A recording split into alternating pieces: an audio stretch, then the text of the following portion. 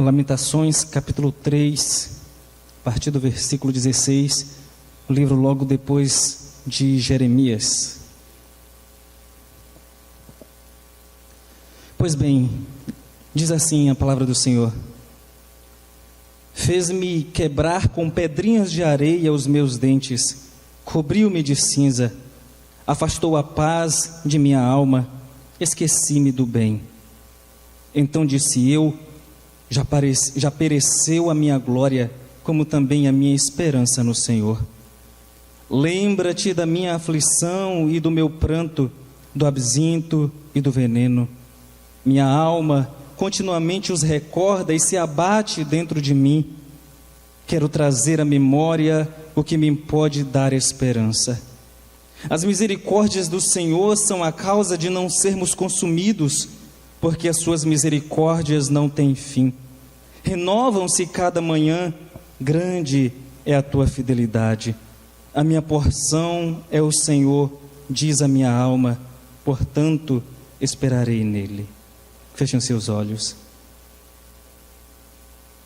Senhor, fala conosco nesta noite.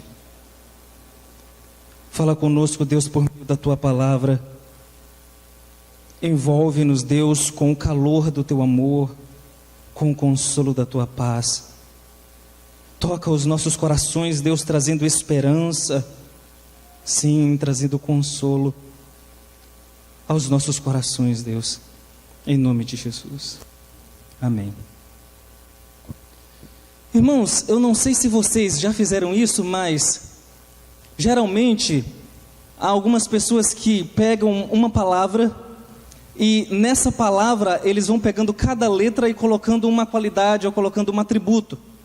Então, por exemplo, se você pega a palavra Deus, você pega a letra D e diz divino, excelso ou eterno, o único, S, Salvador ou Senhor.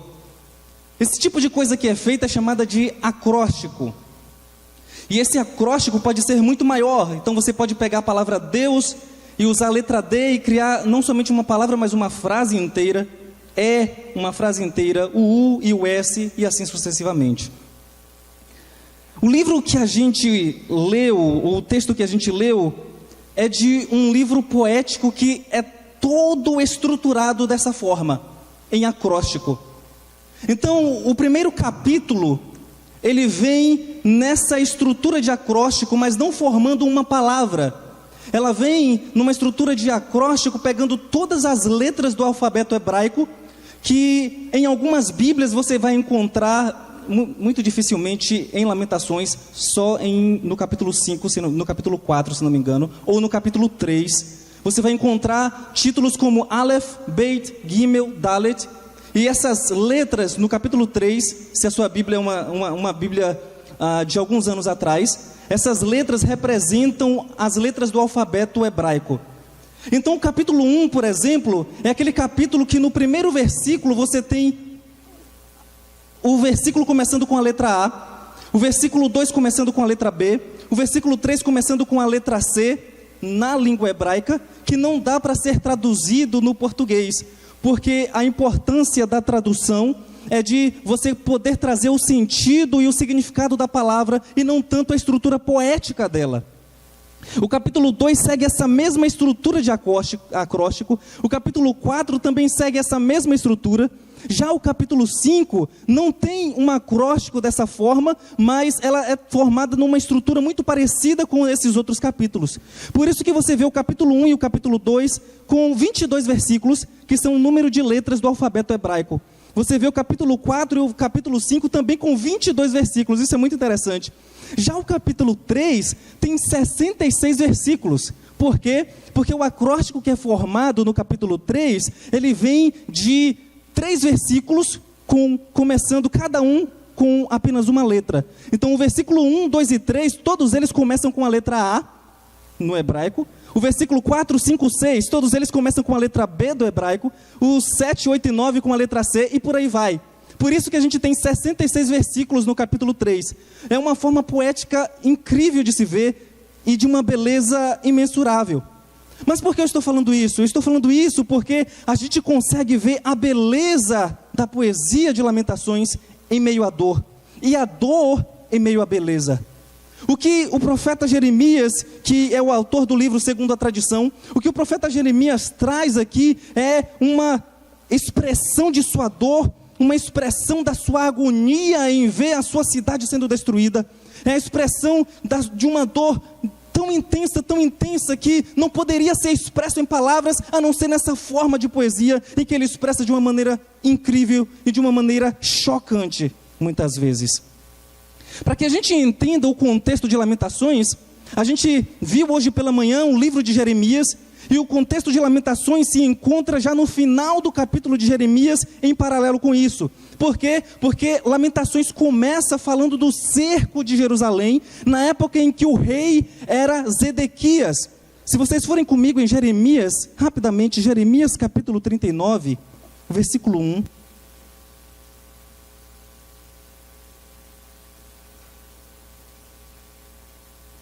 Jeremias capítulo 39, versículo 1, diz assim: foi tomada Jerusalém, era o nono ano de Zedequias, rei de Judá, no mês 10º, quando veio Nabucodonosor, rei da Babilônia, e todo o seu exército contra Jerusalém, e a cercaram. Era um 10º ano de Zedequias, ou seja, 2 anos depois, no 4º mês, aos 9 do mês, quando se fez uma brecha na cidade.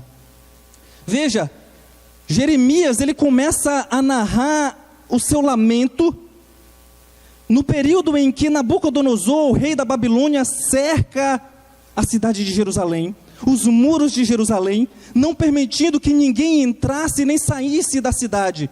O propósito militar, estratégico disso era que já que ninguém poderia sair nem entrar na cidade, eles ficariam ali até todos os seus recursos sumissem, acabassem, até que eles começassem a morrer de fome, ou até que eles se rendessem a Nabucodonosor e a Babilônia. Então você vê, à medida em que os anos vão se passando, esses 2 anos vão se passando, você vê a fome estreitando, o riso se transformando em choro, a alegria se transformando em pranto, e você vê essa descrição, principalmente no capítulo 4, quando Jerusalém é cercada. Lamentações capítulo 4, versículo 4. A língua da criança que mama fica pegada, pela sede ao céu da boca. Os meninos pedem pão e ninguém há que lhe dê. Os que se alimentam de comidas finas desfalecem nas ruas. Os que se criaram entre escarlata se apegam aos monturos. Jeremias então começa a descrever o que ele está vendo em termos de fome, em termos de seca, em termos de aflição e de angústia do povo. Então ele começa a falar no capítulo 5, versículo 14, já uma descrição do que acontece tanto com os jovens quanto com os mais velhos. Capítulo 5, versículo 14.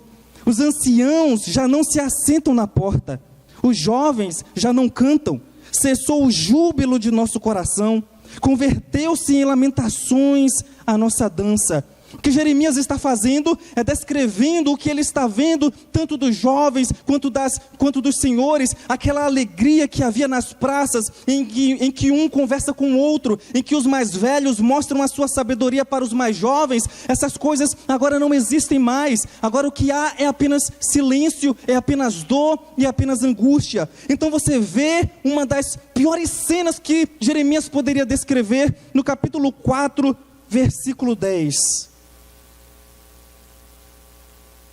As mãos das mulheres, outrora compassivas, cozeram seus próprios filhos. Estes lhe serviram de alimento na destruição da filha do meu povo. Jeremias descreve uma das cenas mais chocantes já vistas. Jeremias descreve uma das cenas, isso era para mostrar que o que estava acontecendo ali não era uma coisa simples, não era um sofrimento simples ou um sofrimento normal que acontece com todos nós costumeiramente, mas um sofrimento a tal ponto e uma fome de tal ponto que as mães começaram a cozer os seus filhos para comê-los, porque senão morreriam de fome. O povo sabia, o povo não era inocente E aqui deixe-me contextualizar, já que a gente passou 3 semanas na escola bíblica falando sobre a teologia do passado. Deixe-me contextualizar dizendo que esse sofrimento que o povo está passando não era um sofrimento em que eles eram inocentes e reagiam ao pecado, nem bem nem mal. Não era que eles eram inocentes e por isso estavam sofrendo. No contexto que estava acontecendo, não era também que eles eram culpados e logo se arrependeram. Mas o contexto é de que essas pessoas que estavam aqui eram culpadas de seus pecados, mas não só isso, eles continuavam pecando mais ainda. Eles não somente pecavam e pronto, e se arrependiam, mas eles continuavam pecando e se afundando no seu pecado. E aí você vê essa descrição no capítulo 4, versículo 13, em que Jeremias agora começa a falar sobre os profetas. Foi por causa dos pecados dos seus profetas, das maldades dos seus sacerdotes, que se derramou no meio dela o sangue dos justos. Então Jeremias acusa o sacerdócio, acusa os profetas de proferirem mentiras em vez de falarem a verdade para o povo. Não somente isso, não somente o pecado dos profetas e daqueles que eram responsáveis pela religião de Israel, mas ele agora abrange algo muito maior e amplia essa ideia no versículo 6 para todo o povo, do capítulo 4, versículo 6, dizendo: porque maior é a maldade da filha do meu povo do que o pecado de Sodoma, que foi subvertida como no momento, sem o emprego de mãos nenhumas. O que Jeremias agora nesse momento diz é que nem Sodoma, nem Gomorra, nem Sodoma que sofreu um julgamento, um juízo tão grande como foi visto em Gênesis, nem eles pecaram tanto quanto o povo de Judá, nem eles pecaram tanto quanto Jerusalém. E agora Jerusalém, estava sofrendo por causa dos seus pecados. Ela não era inocente disso, ela sabia que estava em pecado. Por isso que você vê no capítulo 1, versículo 9, Jeremias mostrando a culpa de Jerusalém.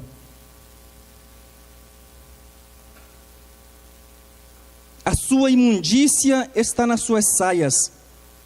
Ela não pensava no seu fim, por isso caiu de modo espantoso, e não tem quem a console. Vê, Senhor, a minha aflição, porque o inimigo se torna insolente. A ênfase do capítulo 1 é de confissão de pecados.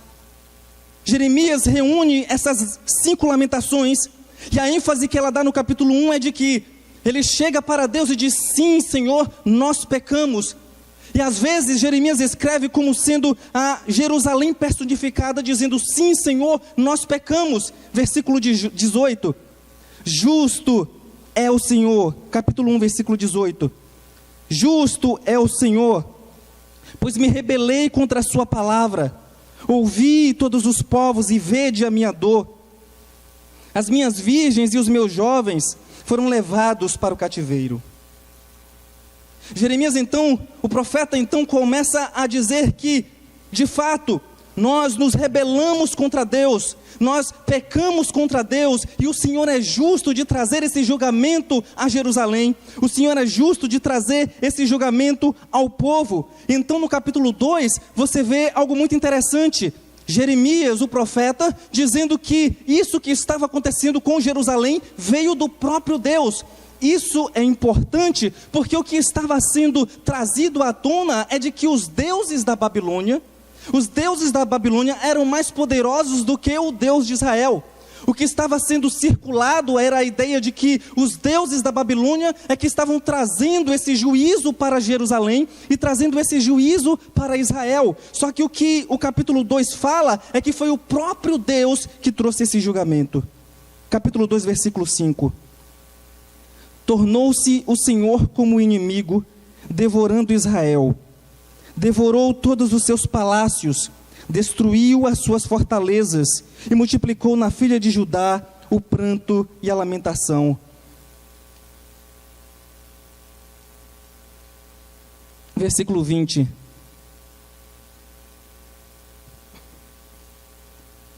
Vê, ó Senhor, e considera a quem fizeste assim, onde as mulheres comeu o fruto de si mesmas, as crianças do seu carinho, ou se matará no santuário do Senhor o sacerdote e o profeta. Aqui você tem não somente Jeremias dizendo que foi o Senhor que se levantou como inimigo, mas considerando que foi o Senhor que de fato fez assim. Vejam o versículo 17, como isso fica mais claro. Fez o Senhor o que intentou, cumpriu a ameaça que pronunciou desde os dias da antiguidade, derrubou e não se apiedou, fez que o inimigo se alegrasse por tua causa e exaltou o poder dos teus adversários. O que o profeta faz aqui é trazer à tona a ideia da aliança condicional entre Deus e Israel, aliança condicional entre Deus e o seu povo, muito claramente dizendo que aquilo que Deus tinha pensado e que tinha falado antigamente, ele agora estava cumprindo. Vejam comigo Deuteronômio capítulo 29, versículo 47. Deuteronômio capítulo 29, versículo 47.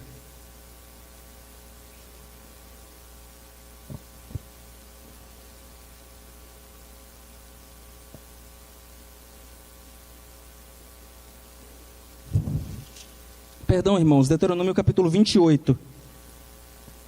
Deuteronômio capítulo 28, versículo 47. Esse texto aqui, quando você olha para Lamentações, e você olha para esse texto, você diz, é impressionante o que Deus faz. Porquanto não serviste ao Senhor teu Deus, aqui no contexto Deus está falando com relação às bênçãos e maldições para Israel. E se o povo desobedecesse a Deus, quais maldições seriam levadas a Israel ou seriam dadas a Israel? Porquanto não serviste ao Senhor teu Deus com alegria e bondade de coração, não obstante a abundância de tudo, assim, com fome, com sede, com nudez e com falta de tudo, servirás aos inimigos que o Senhor enviará contra ti. Sobre o teu pescoço porá um jugo de ferro, até que te haja destruído. O Senhor levantará contra ti, olha só, uma nação de longe, da extremidade da terra virá, como o voo impetuoso da águia, nação cuja língua não entenderás. Nação feroz de rosto, que não respeitará o velho, nem se apiedará do moço. Ela comerá o fruto dos teus animais e o fruto da tua terra, até que sejas destruído. E não te deixará cereal, mosto, nem azeite, nem as crias das tuas vacas e das tuas ovelhas, até que te haja consumido. Sitiar-te-á em todas as tuas cidades, até que venham a cair em toda a tua terra os altos e fortes muros em que confiavas. E te sitiará em todas as tuas cidades, em toda a terra que o Senhor teu Deus te deu. Comerás o fruto do teu ventre, a carne de teus filhos e de tuas filhas, que te der o Senhor teu Deus, na angústia e no aperto com que os teus inimigos te apertarão. Isso foi dito há séculos e séculos atrás, antes de acontecer isso em Lamentações. E Jeremias diz, o Senhor fez tudo o que ele intentou. Ele cumpriu a ameaça que ele pronunciou anos atrás, séculos atrás. Quando a gente chega no capítulo 3, a gente tem o ápice disso. Quando a gente chega no capítulo 3, a gente tem o ápice da dor e o ápice do desespero do profeta e da cidade de Jerusalém. Vejam o versículo 18. Então disse eu, já pereceu a minha glória, aqui Jerusalém falando, como também a minha esperança no Senhor. De tudo que o profeta tinha visto, de tudo que estava acontecendo, de toda a desolação, de toda a assolação que estava vendo, o profeta olhava, a cidade olhava e percebia que a sua glória tinha se esvaído. Jerusalém não era mais aquela cidade que as pessoas olhavam com bom gosto e diziam, nossa, que cidade abençoada, Deus, o Deus deles, cuida deles. Agora, não há mais a glória e a beleza em Jerusalém, só a destruição. E não somente isso, a esperança no Senhor se esvaiu. E aí a gente tem o versículo 20. Minha alma recorda continuamente e se abate dentro de mim. Eu procurei ver, a partir desses versículos, como foi que o profeta colocou isso na língua original. E é muito interessante porque ele começa o versículo 20 dizendo: a minha alma recorda da aflição e do meu pranto, do versículo 19. Vejam que no versículo 19 diz: lembra-te da minha aflição e do meu pranto. No versículo 20 ele diz: a minha alma recorda, recorda, recorda, recorda. A ideia da figura de linguagem usada aqui é como se ele estivesse dizendo: recorda continuamente, não simplesmente escrito recorda continuamente. A ideia é que aquela aflição e aquele pranto ao tempo todo está na sua mente. Ele recorda disso o tempo todo, o tempo todo, o tempo todo e o tempo todo. Quando chega no versículo 21, no original está assim: isso eu trago ao meu coração, por isso eu esperarei. Ou isso eu trago ao meu coração, por isso terei esperança. Aí você pergunta: isso o quê? Alguns comentaristas, quando veem esse texto e essa tradução, eles vão entender que Jeremias estaria falando sobre isso que vem antes, no sentido de que a minha alma recorda continuamente a aflição e o pranto, e por isso eu trago isso ao meu coração, e quando trago isso ao meu coração, eu tenho esperança. Eu não concordo com essa interpretação. Pelo contexto, o que a gente entende é que o que o profeta está fazendo é que o que ele traz ao seu coração é algo que vem depois. Ele está fechando esse trio de versículos, e então é como se ele estivesse colocando 2 pontos, dizendo: isso eu trago ao meu coração e por isso esperarei nele, 2 pontos. E então você tem um outro trio de versículos que dizem o que é que o profeta traz ao seu coração para ter esperança. E o que é que o profeta traz ao seu coração para ter esperança? Primeiro, as misericórdias do Senhor. As misericórdias do Senhor são a causa de não sermos consumidos, porque as suas misericórdias não têm fim. Aqui é um ponto importante, porque isso pode ser traduzido de 2 maneiras. Primeiro, as misericórdias do Senhor são a causa de não sermos consumidos. O versículo 22, como a gente já viu, e como a maioria das Bíblias são traduzidas desta maneira: as misericórdias do Senhor são a causa de não sermos consumidas, e não está errado de maneira nenhuma. Mas há uma outra tradução que dá a ideia de que as misericórdias do Senhor não são consumidas.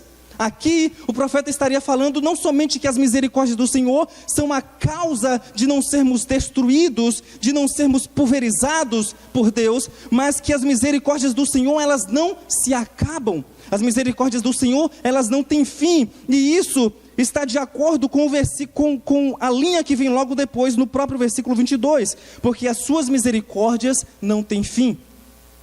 Quando a gente vê esse versículo e a gente vê misericórdia em cima e misericórdia embaixo, a gente pensa que Jeremias estaria falando da mesma coisa, só que ele não está falando da mesma coisa.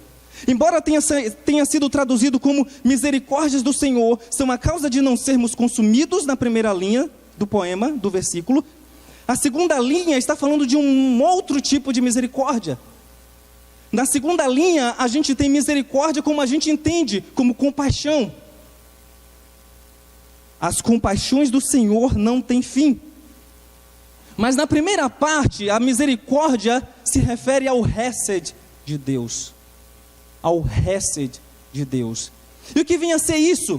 Essa palavra, ela está em todo o Antigo Testamento, porque ela se refere, algumas vezes, ela é traduzida nos Salmos como misericórdia, como a gente viu aqui. Outras vezes ela é traduzida como benignidade. Então, se você já viu aquele capítulo nos Salmos que a cada versículo vai dizendo: porque a benignidade do Senhor dura para sempre. Porque a benignidade do Senhor dura para sempre. Ou então um outro capítulo que diz: porque a misericórdia do Senhor dura para sempre. Porque a misericórdia do Senhor dura para sempre. Essa palavra, tanto traduzida como benignidade e como misericórdia, é a palavra Hesed. E o que significa isso? Significa misericórdia, benignidade, graça, que é a melhor palavra traduzida no Novo Testamento, graça, mas ela é principalmente amor leal. Quando você entende isso, você lê o versículo 22 dessa forma: o amor leal do Senhor é a causa de não sermos consumidos, porque a sua compaixão não tem fim. Agora eu quero que você perceba que esse amor leal esse hesed de Deus, está relacionado à aliança incondicional de Deus. A gente viu que Deus estava trazendo juízo sobre Judá, estava trazendo juízo sobre Jerusalém, por causa da sua aliança condicional com eles. Se o povo de Israel obedecesse, então Deus iria abençoá-los. Se o povo de Israel desobedecesse, Deus iria trazer juízo para eles. Mas, na aliança incondicional de Deus, não é aquilo que eu faço, não depende de mim ser abençoado ou não, não depende de mim ser guardado por Deus ou não, depende única e exclusivamente dele. É uma aliança que não pode ser quebrada. O profeta Jeremias, quando ele fala isso, ele está trazendo à sua memória, está trazendo ao seu coração o amor leal de Deus que não pode ser destruído. O amor leal de Deus que não pode ser quebrado. Isso aqui é um ponto muito importante, irmãos, porque tem implicações não somente teológicas, mas na nossa vida prática o tempo todo. A aliança de Deus para conosco não é um contrato em que, se eu pecar, eu quebro essa aliança com Ele. A aliança que Deus faz conosco é uma aliança incondicional, que apesar de nossos pecados, Deus ainda diz que nos ama. E é justamente a esse amor incondicional, é justamente a esse amor que não é um contrato, mas uma aliança que Ele diz para o seu povo: eu sou para vocês Deus e vocês é para mim povo, para sempre. Em outras palavras, e em outros textos Ele vai dizer: eu sou para vocês Pai e vocês são para mim filhos, para sempre, para sempre. E Ele diz: essas misericórdias, versículo 23, renovam-se cada manhã, grande é a tua fidelidade. Então no versículo 22, primeiro, o profeta lembra-se das misericórdias de Deus, lembra-se do amor leal de Deus, lembra-se da aliança de Deus com o seu povo. E no versículo 23, a gente tem o profeta lembrando do Deus da aliança. Não apenas da aliança de Deus, mas agora do Deus da aliança. Ele lembra que Deus é fiel, ele lembra que as misericórdias de Deus, que a compaixão de Deus e que o amor de Deus se renovam cada manhã, elas se renovam a cada circunstância diferente, ela se renova a cada situação diferente, a cada crescimento, a cada luta, a cada problema, a cada circunstância que de fato eu passo, as misericórdias de Deus se renovam. E aqui é como se o profeta fizesse uma alusão ao sol, que à noite não se vê, e apenas se vê uma noite de aflição, mas durante o dia, durante a manhã, o sol pode ser visto novamente. É da mesma forma que ele diz que as misericórdias de Deus, que o amor de Deus se renova, e é por isso que ele espera, é por isso que ele tem confiança, porque ele entende que o amor de Deus é incondicional, que não depende do povo, porque se dependesse do povo, o povo estaria totalmente destruído. Ele lembra-se da aliança de Deus para com o povo, mas agora ele lembra do Deus da aliança, da fidelidade de Deus para com as suas promessas. Esse aqui é um ponto bem interessante, porque geralmente quando a gente fala que Deus ele cumpre as suas promessas, a gente tem uma perspectiva de pensar em coisas boas. Deus cumpre as suas promessas, amém. Por quê? Porque são coisas boas. A gente pensa nas promessas de Deus como coisas boas. Mas se a gente olha para o livro de Lamentações, a gente vai perceber que Deus cumpre suas promessas, mesmo quando essas promessas são ameaças, mesmo quando essas promessas são promessas de julgamento, mesmo quando essas promessas são promessas de morte, de castigo, de punição. Deus cumpre suas promessas de fato, tanto para punir quanto para abençoar. Deus cumpre suas promessas.